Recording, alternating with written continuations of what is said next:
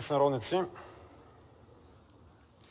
обръщам се само единствено към своите сънародници, защото всички в тази зала, независимо от временно дадените ни власт, постове и позиции, трябва да сме преди всичко едно – българи. Малцина от вас, уважаеми сънародници, упражниха задължителното си право, какъв оксиморон, на глас преди само 10 дни. Останалите 70% останахте вкъщи. Не намерихте време, но най-вече не намерихте мотивация да изберете някой от присъстващите в тази зала. Не видяхте достойни за своето доверие. Огромната част от българският народ открито заяви, че не се интересува кой управлява държавата, кой го представлява, кой е отговорен за настоящето и бъдещето на нацията и държавата. 70% от нашият народ избра да остане вкъщи в изборния ден и така на практика гласува вот на недоверие на собствената си държава.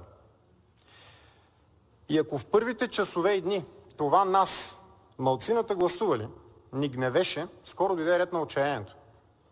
Защото за негласувалите няма значение кои са тук в тази зала. От друга страна пък не бива да забравяме, че за мнозинството тук в тази зала има пък още по-малко значение кои са тези, които са им гласували този вот на недоверие. Уважаеми сънародници, те просто са ви благодарни, защото с вашата пасивност вие ги бетонирате в меките столове, където удобно са разплули охранените си туловища. И така в този разлом между пасивни национални нихилисти и активни политически илюзионисти, остатъците от българската държавност пропадат все по-дълбоко. Илюзионистите не можем да ги разберем, но нихилистите все пак можем. Можем да разберем техния гняв, пасивност и желание да накажат всички политици, без изключение. Разбираме ги, защото познаваме дълбоко вкоренение в нашата българска народопсихология принцип, че всички са маскари. Ето защо днес трябва да сме смирени, ето защо днес аз съм смирен. Защото вярвам в думите, които съм изричал неведнъж и които заедно с всички останали тук 240 народни представители изрекох преди малко за пореден път. Във всичките си действия да се ръководя от интересите на народа. Заклех се. Тогава и сега и аз и моите съмишленици от Възраждане се заклеваме всеки ден.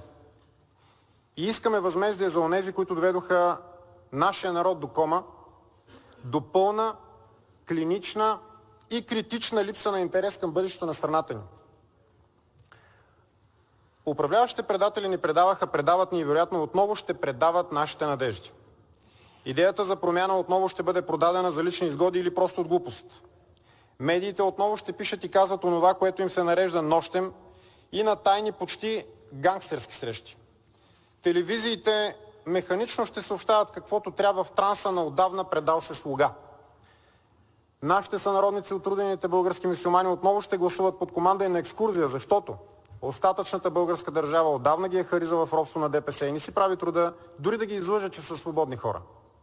Ненаказаните престъпници отново ще купуват скъпите си костюми, по които ще ги посрещат в кое да е посолство, а главите им ще са преклонени както на влизане, така и на излизане.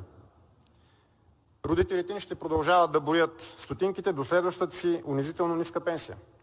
Децата ни отново ще избират да заминават далеч, където и да е, само да не е тук, защото тук те вярват, че нямат бъдеще.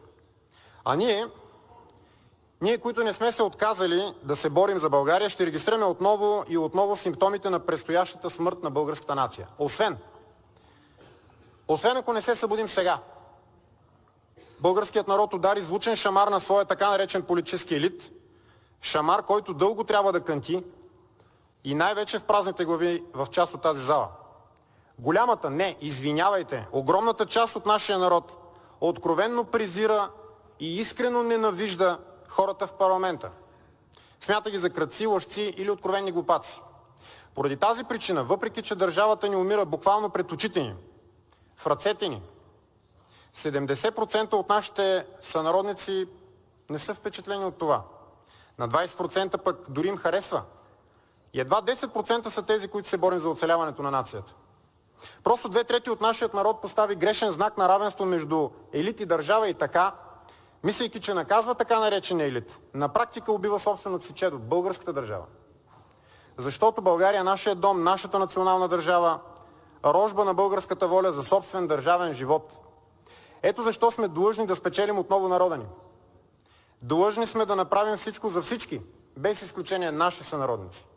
Защото те все още търсят смисъл да подкрепят и да гласуват доверие на своите избраници. Нека им го дадем.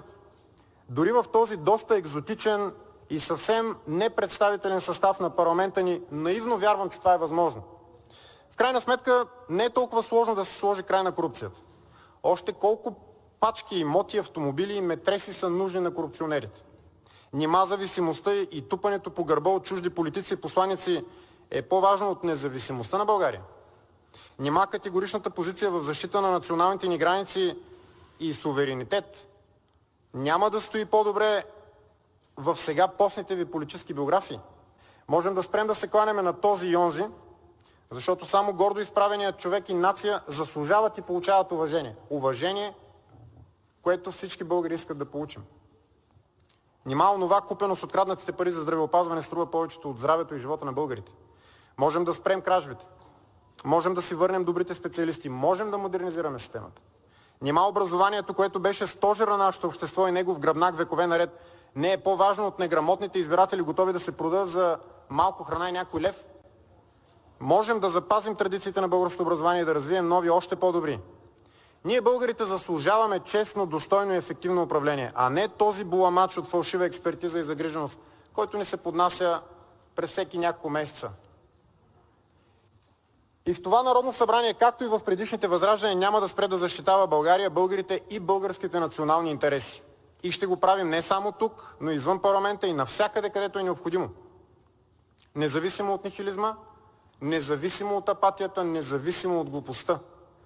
Правим го и няма да спираме да го правим поради една много проста причина. Ние друг народ нямаме, ние друга родина нямаме. Добър, лош, нашият народ е нашето семейство. И ние няма да го предадем никога. Ако трябва, ще се бием, ако трябва, ще умрем за него. Защото, както е казал великият български поет Никола Вапцаров, в бурята ще бъдем пак с теб, народе мой, защото те обичахме. Да живее България! Благодаря, господин Костадинов.